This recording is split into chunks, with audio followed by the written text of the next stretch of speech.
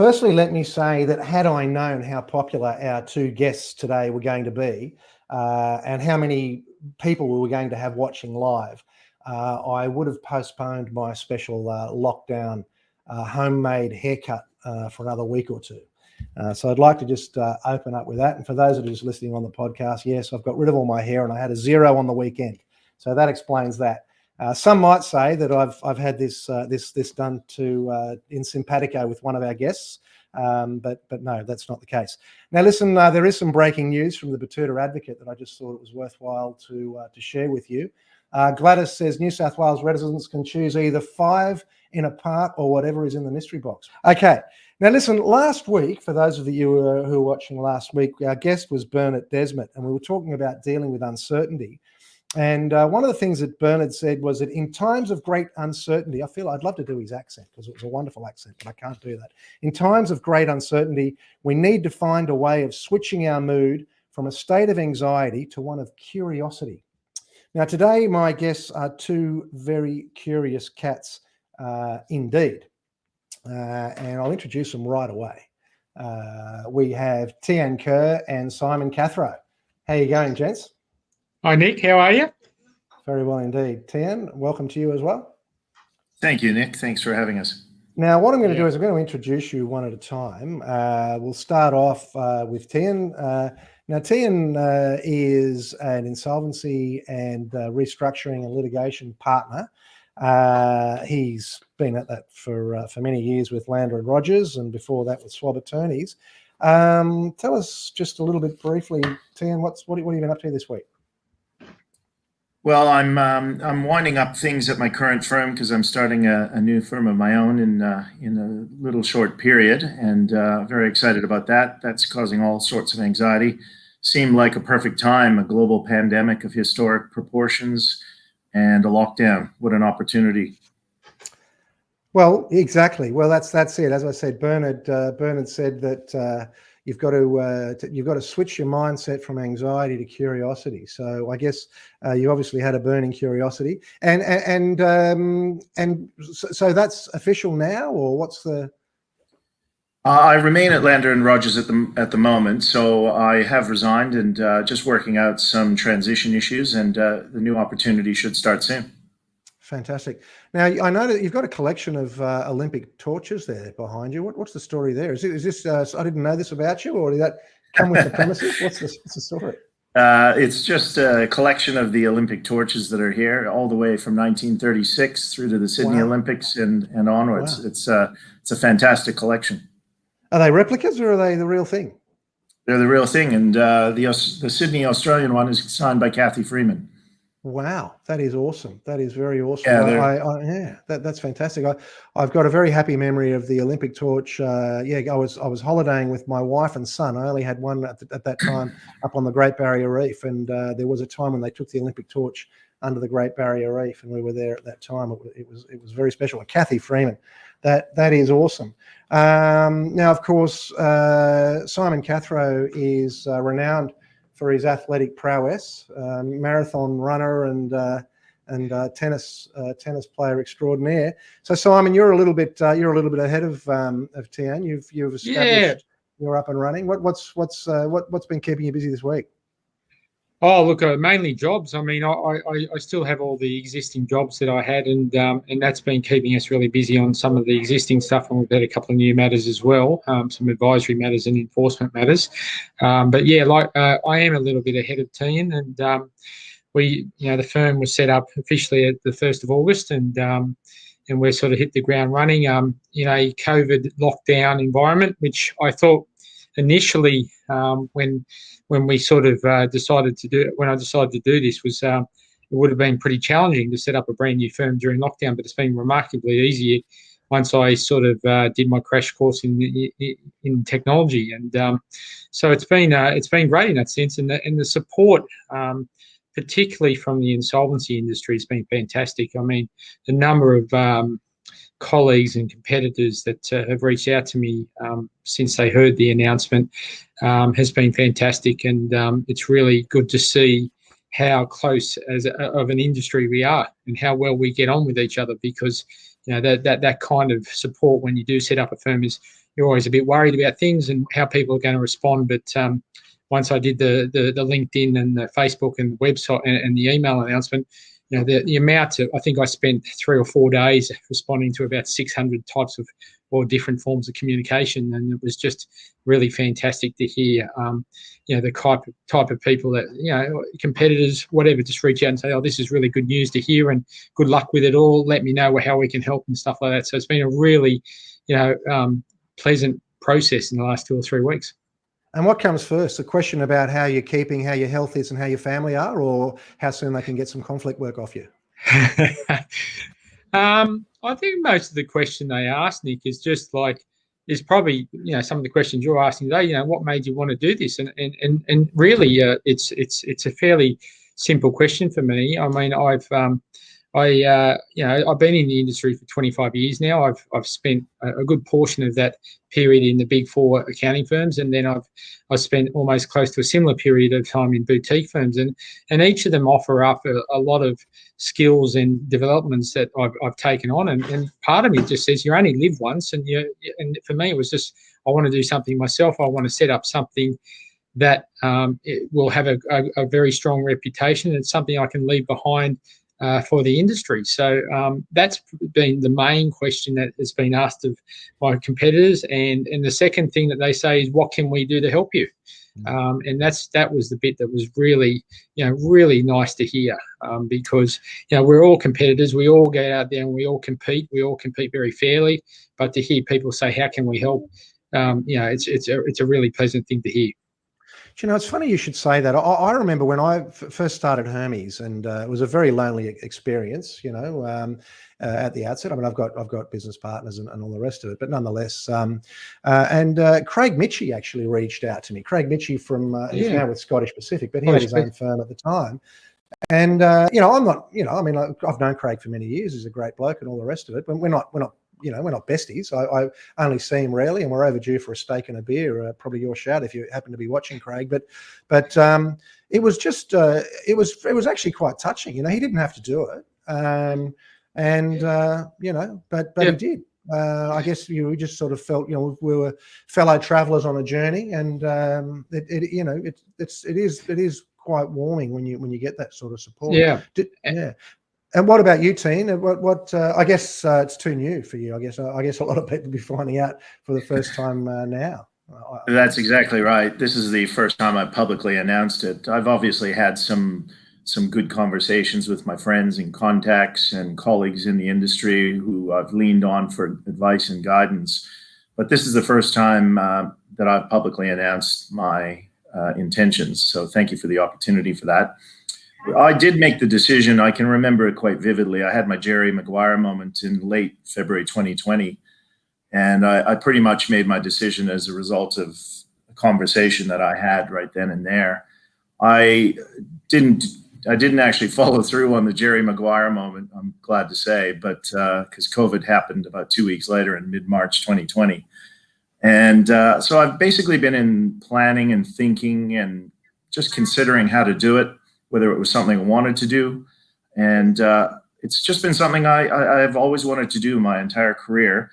And I just really never had the nerve or the courage to do it. And I finally have just gathered that up and seized it.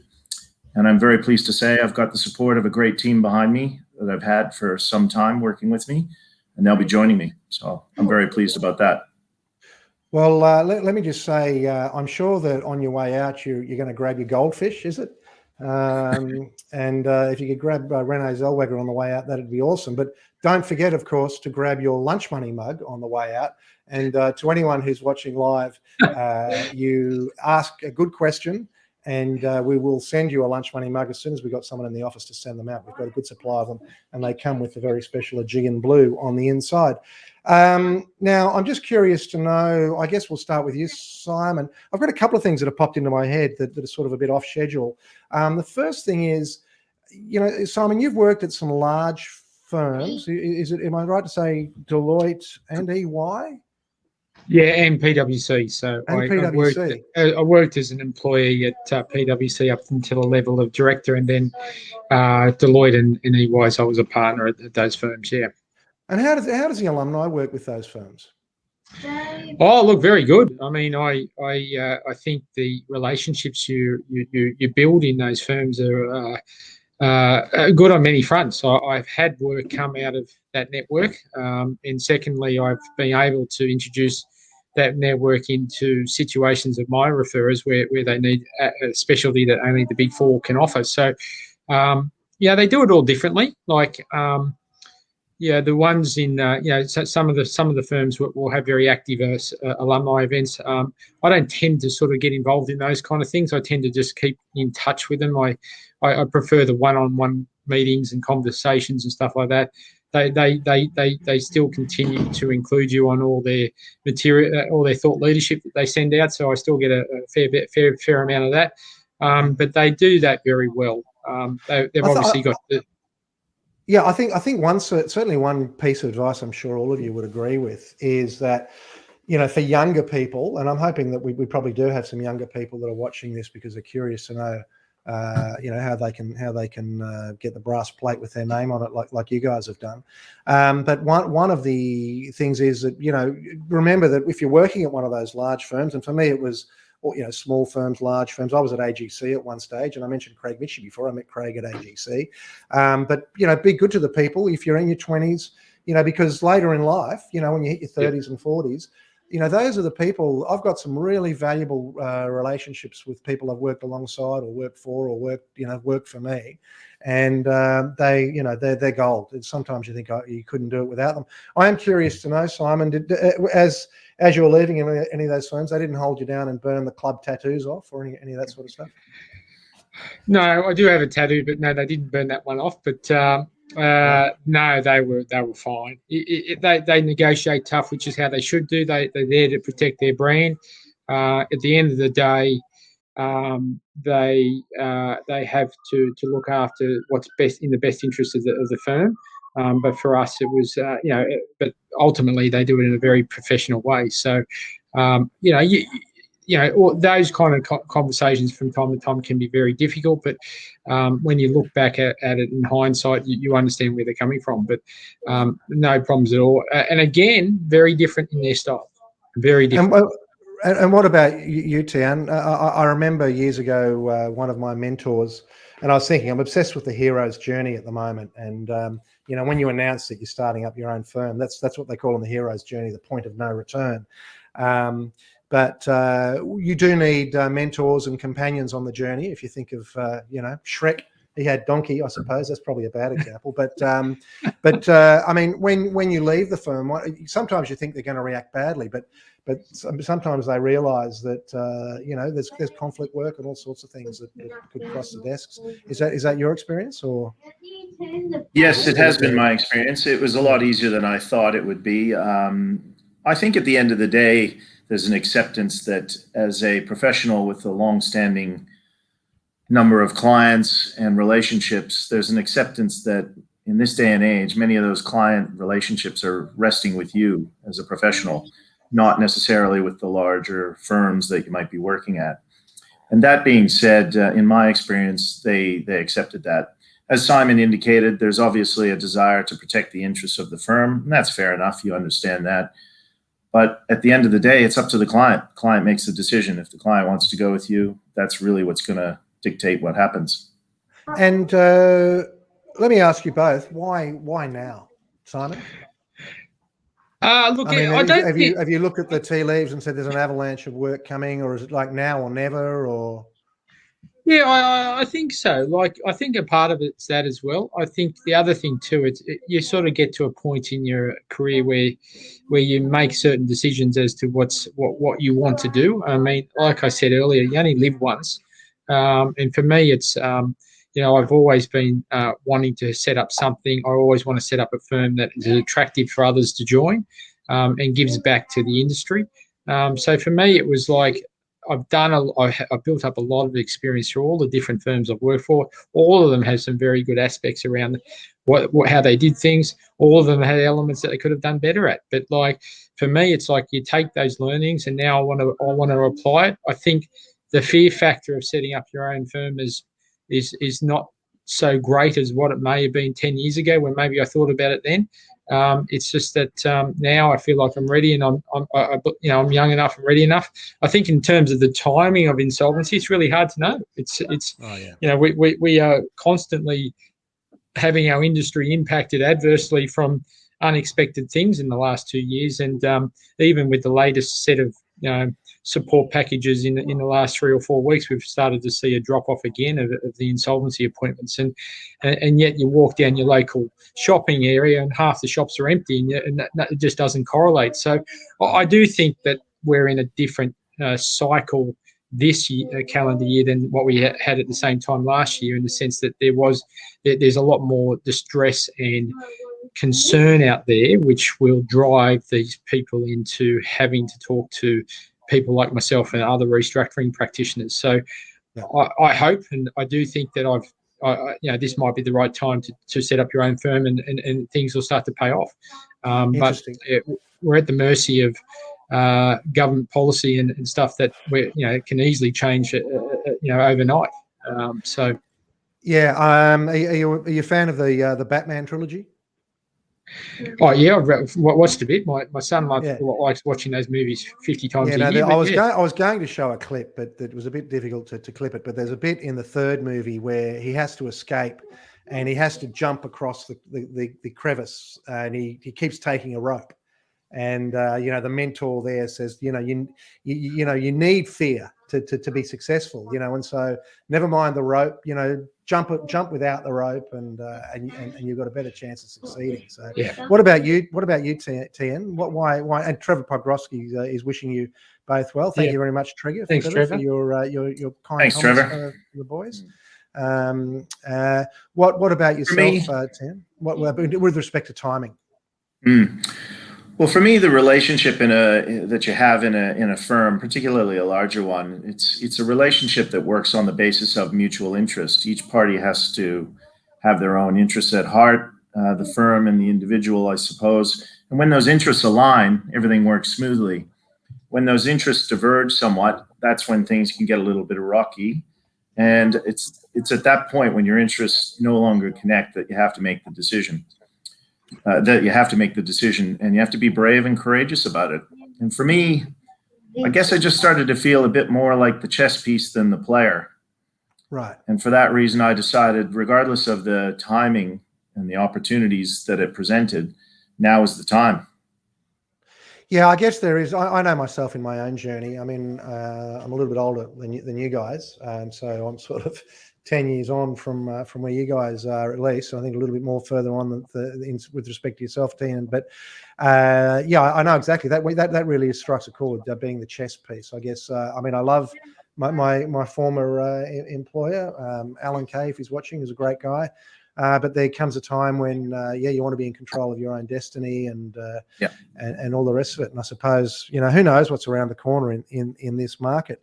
Now it's interesting. I mean, one of the things that sort of allowed me to make the break, 11 years ago, was the change in technology. A lot of platforms were in the cloud. I didn't need to buy my own, IT system or hardware or software.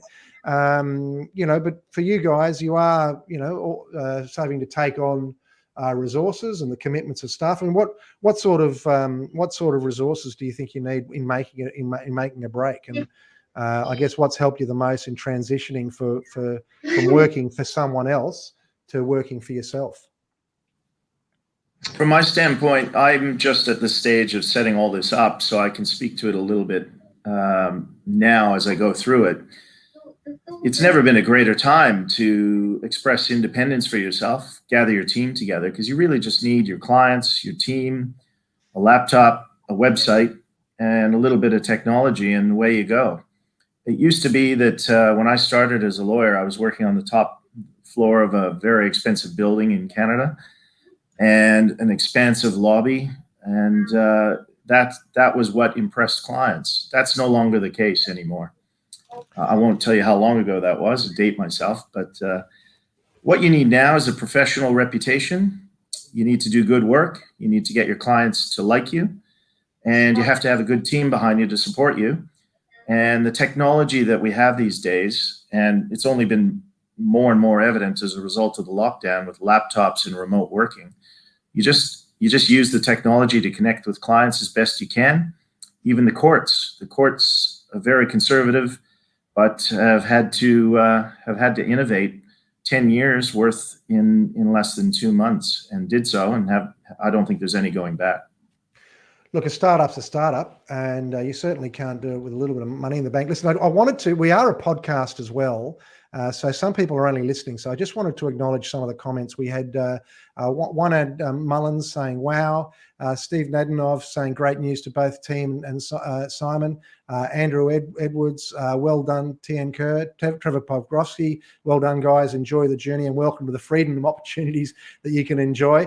That's interesting you put it that way, Trevor. I sometimes call it being strapped to the rocket ship, because when you're strapped to the rocket ship, there's no getting off, boys. You're on. Glenn Cusson from Melbourne.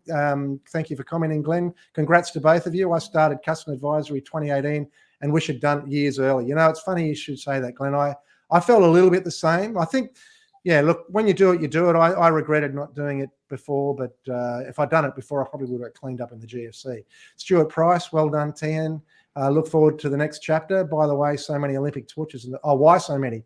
Well, Stuart must have tuned in a little bit late. You'll have to message him privately.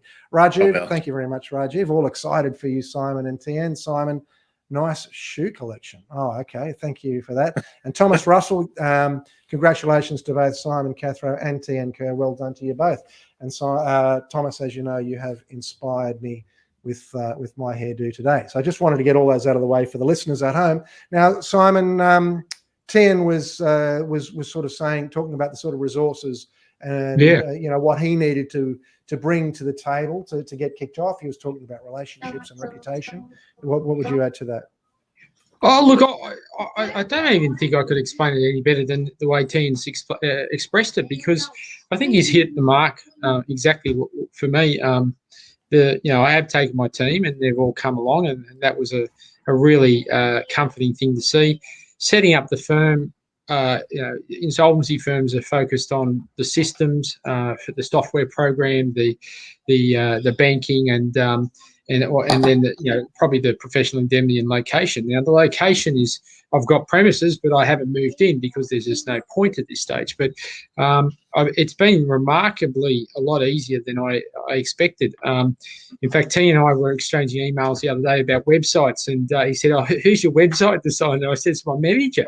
My manager built the website himself. He's an insolvency guy, Damien, and he went and built that thing." So you know, there's a lot of the technology these days have become so much more user friendly that, you know, setting these things up is not as daunting as what it may otherwise have been in the past.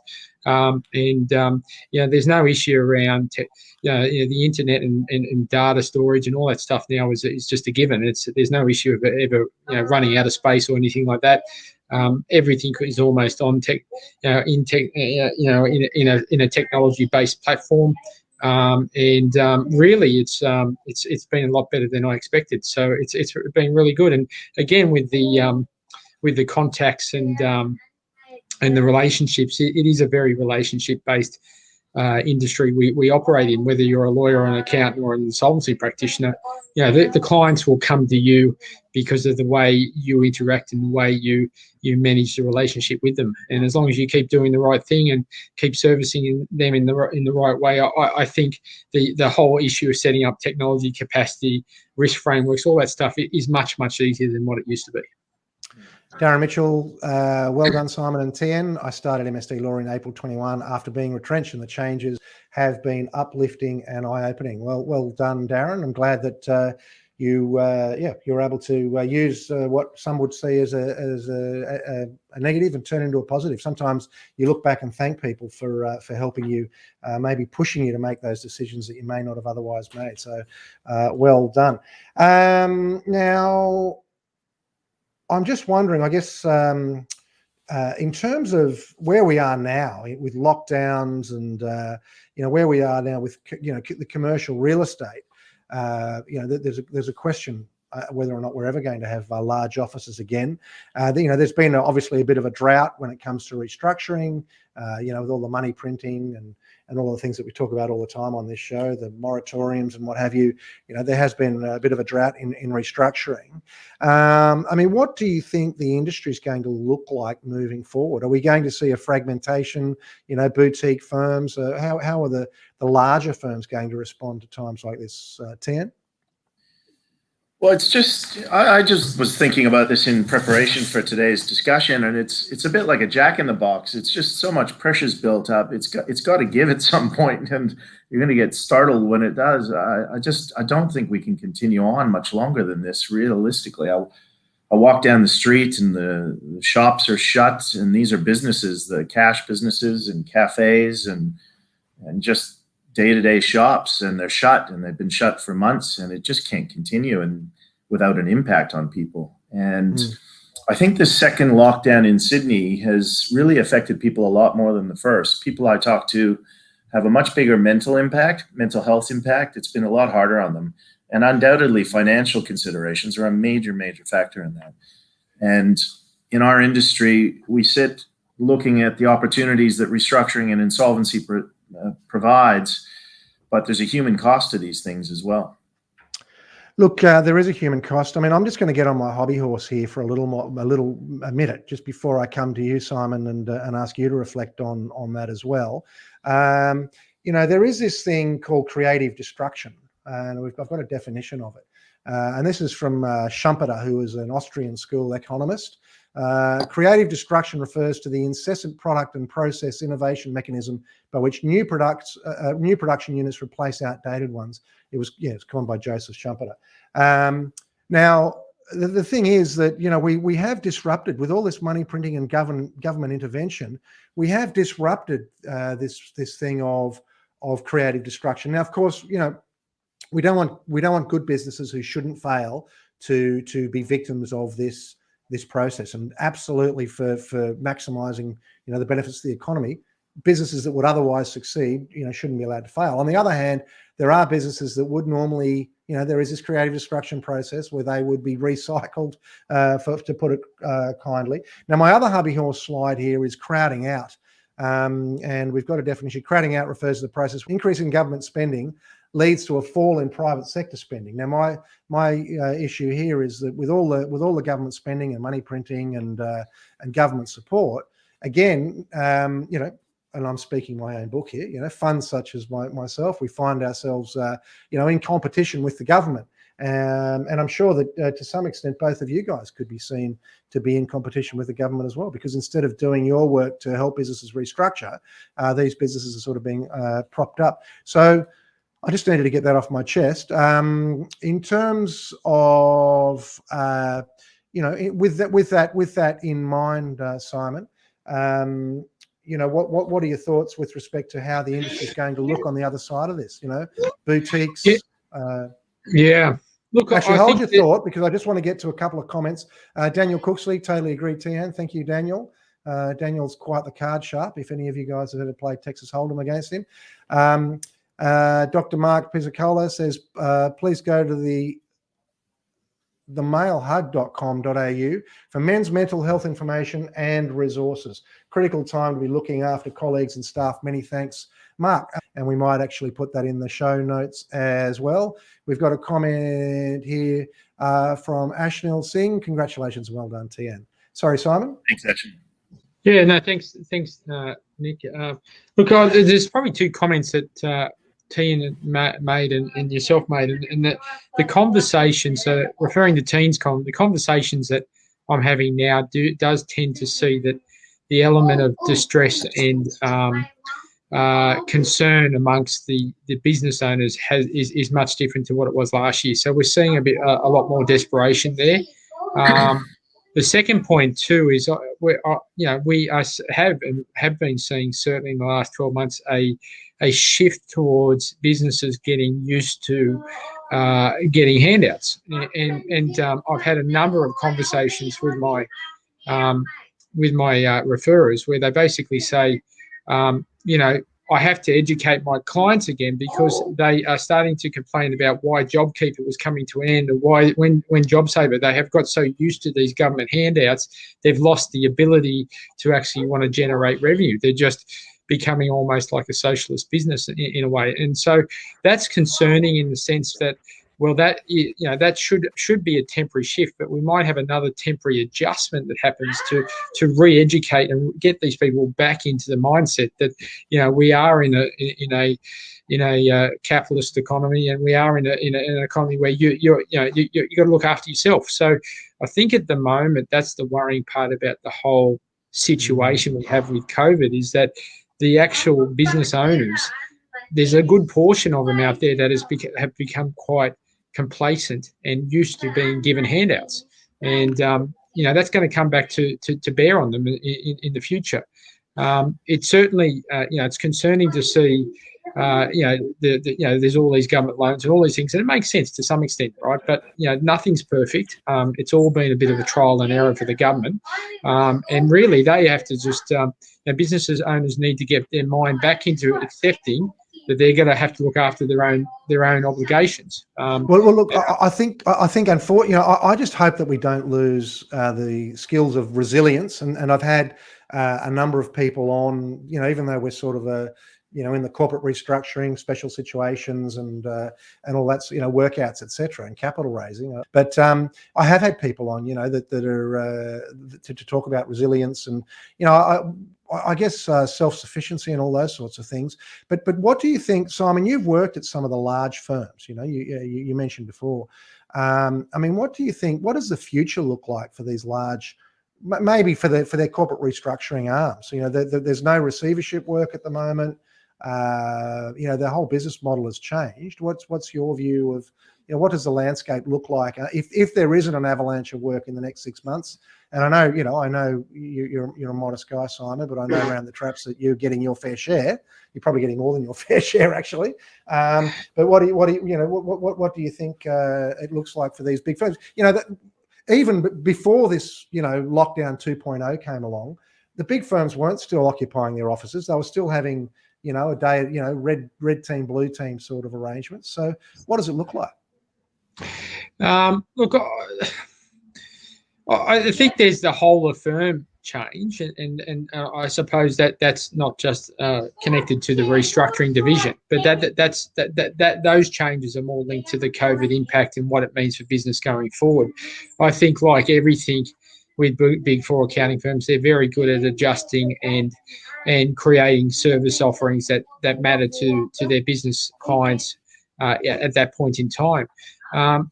You talk about big four firms, and I've experienced it myself from time to time there, where the number of actual work is dropped off, right? And so there's a lots of conversations around, should we start some new service offering? Should we start to offer something a different message, and all these kind of things? But fundamentally, the skill set stays the same. The delivery of the product might change slightly. But it's just a reflection of what the big four firms do, and in the sense that when they don't see the revenue being generated to the expectations that they have, they look to see how they can create revenue in different spaces. I think there'll be a fundamental demand, and still an underlying fundamental demand for insolvency services in the big four. I don't think that will change. I think all we're seeing at the moment is a low amount of work in the industry, and like the boutique operators are, the big four are finding it difficult to find new opportunities. I don't think that'll change. It's just a matter of they're adjusting under the current economic conditions to do different things. And from time to time, I would go off and do work on government project. The big four gets a very large proportion of government work, and naturally within government departments there are projects that require restructuring skills. So I don't really think it'll change. I just think they'll adapt to any legislative change, just like the boutique does. It's just that they will transition into the services depending on the cycle of economic activity within the restructuring industry. Okay. Anything to add to that, Tian? Yeah, I do. I do want to add something. I see a real missed opportunity at the present time, because in the middle of every difficulty lies an opportunity. And the present circumstances are no different. There are tremendous difficulties being faced by businesses, small, medium enterprises, right up to large organizations. And those difficulties present an opportunity for restructuring, which is what our industry does best. Our industry is not insolvency and restructuring, in my view. It's restructuring and insolvency. Insolvency should be the last recourse through to liquidation, is what I'm talking about. We should be looking at administration and the opportunities it provides for restructuring opportunities, DOCAs, and the like. And that is going to be needed now more than ever. Businesses now have an opportunity to come forward right now, rearrange their affairs with a professional insolvency practitioner, the advice of a good lawyer, and it's simply going to be better off for them, for their employees, the stakeholders in the business, and the creditors. And I think the longer we stall and ignore the problem, duck our head in the sand, and don't confront this issue, we're just delaying the inevitable. Well, sort of that point, Daniel Cooksley asks the question, does the panel agree that until the ATO starts to enforce on debts, directors generally will not deal with the issues of solvency? I mean, I guess, you know, we know people come to us not because necessarily they're looking into the future and wanting to restructure. Usually it's because someone's shoving a stick in their face, and that someone is usually the ATO or their bank. Now, the banks are sitting on their hands. Do you think that, is anything else going to trigger it, or does it have to be the ATO? Simon? Yeah, look, I think what this whole COVID experience has proven is that the ATO have been a significant driver of insolvency work in the past.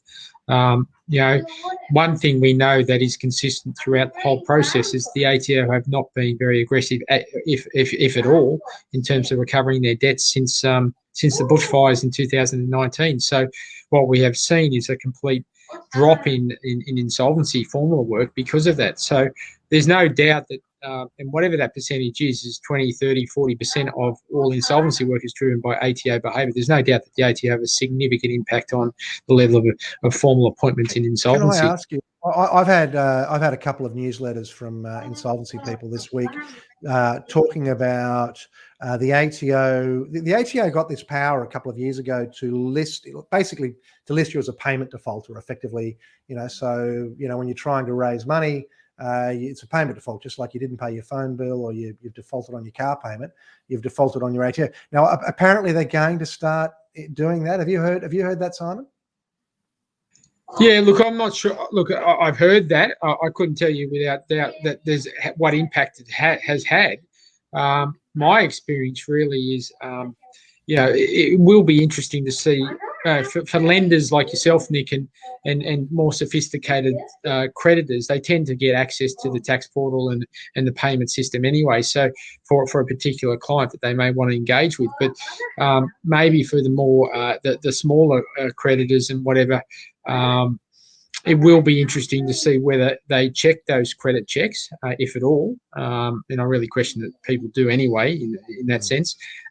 And whether it will actually drive different behaviour because these people are now being added into this credit agency reporting system to show that they are delinquent taxpayers. Well, I think that, look, for me, the credit markets are sort of split in two. If you're absolutely clean credit history, then you qualify for Big Four super low interest rates. But if you've got a blip, you know, they don't like it. They don't like it. So just quickly, thank you, Daniel Cooksley, for asking that question. And there will be a lunch money mug coming your way as soon as we can get some people in the office to stick them in the post to you. Listen, now I would just remind our viewers that are watching live that you can ask a question, and we will send you this mug. So I always say that at this time of the show, because we always get bombarded with questions after we've logged off. So get your questions in before we log off. Bill Guthrie says, having been there as an SME, and I know I've known Bill for a long time, he's a champion. Thanks for watching, Bill. And thanks for your comment. Having been there as an SME, is not going to move into the restructure unless they are forced on the SME side. It's scary and unpleasant, a really stressful time in a business life. So that's very true. Thanks, Bill, for your contribution. Now I have. Can I speak to Bill's comment there? Yeah, because I think it ties into to Daniel's question as well. The ATO are undoubtedly a major instigator of insolvencies. I mean, they're the relative enema of the industry. Nothing flushes out insolvency like the ATO. Okay. But Bill's point is well made as well. Other creditors can force the issue, and we're just not seeing that happening at the moment. And I don't think our industry does a good enough job advertising the restructuring component of what we do. I think there's very much a concern amongst businesses that it's liquidation and that's the only option available to them. And I think there's an education piece to be done by our industry on that. Okay. All right. Now, time is beginning to get away from us. And I was listening to a podcast the other day, and they asked the guests this great question. I thought that is an awesome question. So I'm going to ask that of my guests. And I'll start with Simon. What lesson took you the longest to learn as an insolvency restructuring professional? What lesson took you the longest to learn? Yeah, it's a really good question, actually. I would say truly accepting that you don't know everything. I think I was I wrote a reference for someone in the industry the other month, I think, so she could put in her ticket to become a registered liquidator, and she became registered this week and sent me a message saying I got it. I wrote back and I said, now for the hard bit, you don't know everything, right? And to accept that you don't know everything and get legal advice and seek the counsel of others. That to me is something I would say initially thought, there was an expectation that I needed to know. Now these days, I'll gladly ring up a competitor or a colleague of mine and ring them and say, look, I'm not too sure about this. What do you think? I'm not afraid to ask for help. So I think that's the key the key thing now, which I do easily now, is to just accept that just because you become a registered liquidator or just because you become a partner of an insolvency firm or a law firm, whatever, it doesn't mean you know everything. There's been too many times where I've sought out advisors and too many times where I've witnessed liquidators try and do something they're actually not skilled in doing. And to make sure that you actually ask that question and ask for help is very important. Well, I mean, getting back to the hero's journey, every hero needs an off-starter. Shrek had Donkey, Batman has Fox and Alfred. In any of those stories, seriously, everyone, you can't do it alone. So that is, and I think it takes a certain level of maturity to actually reach that point as well, particularly for dare I use the dated term of alpha males such as ourselves, I suppose. If I can, I don't know, maybe that's not the right thing to say. Tian, what about yourself? What as a restructuring and litigation lawyer, what lesson took you the longest to learn? It's a long list, Nick, but I'd put at the top of the list delegating, not by telling someone how to do something, but telling them what you want to accomplish and letting them figure it out for themselves. Releasing that control and empowering someone, you'd be amazed at the difference in enthusiasm and engagement you get from someone who's delegated responsibility with a delegation of direction rather than a task. And that has been, in my experience, the single best skill I have learned. I wish I had learned it much earlier in my career. And I've developed a great relationship with team members over years, some of whom have worked with me as long as 9 years in one instance. And I've developed those relationships with them by learning to delegate with more empowerment. And it's amazing. Releasing control actually gives you a much better result. Yeah, that's very interesting you say that. I mean, I 100% agree. And I think that, sometimes you need to leave the office and let people get the job done, because people will grow. They will grow if you've got to show them that faith as well, I think. So I 100% agree there. All right, look, we're out of time. So I'm going to ask you both for closing comments. Simon, what thoughts do you want to leave us with?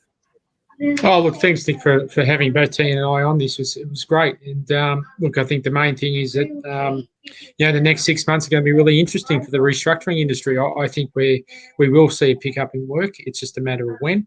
And we will have a role in the industry to sort out the mess that's been created as a result of this pandemic. And what that role is will evolve as we go along. So, yeah, that's my closing comment. Okay, and Tian? I'd like to say two things. Firstly, to anyone considering doing what I and my team are doing and what Simon has done and many others before us, excuses will always be there, but opportunity won't. Don't allow yourself to be put off by an opportunity and make excuses not to seize it. Just seize it, run with it, plan it accordingly, and chase it and do it all in an organized way. But don't let the opportunity go. The second thing I'd like to say is thank you to all of my friends, colleagues, and team members, especially to my team members. I'd like to thank them all for all the guidance, wisdom, and ear they've lent me over the course of the last year. I've really sort of been leaning towards this decision for about 1.5 years, as I indicated. I held off making it longer than I should have, and I regret that to an extent, but I've got the opportunity now. I'm seizing it, and I've got a great team behind me. So I'm really, really thankful to them, and they know who they are. Fantastic. All right. Well, that's a great note to finish on, Tian. So Tean Kerr and Simon Cathro, thank you very much for joining us. I would like to just say my reminder to share, like, or subscribe to this podcast wherever you might. If you're watching us on YouTube, or go to YouTube and subscribe, or if you want to listen to us, catch up on our back catalogue, go to your Apple Podcasts or your Google Play or whatever it is it might be, and don't forget to share and like. That's all we have today. Thank you very much to those of you. We had lots of comments today. Thank you to all of our live viewers, and thanks to everybody who's listening to us at a later date on the podcast. Looking forward to doing it all again next week. Cheers.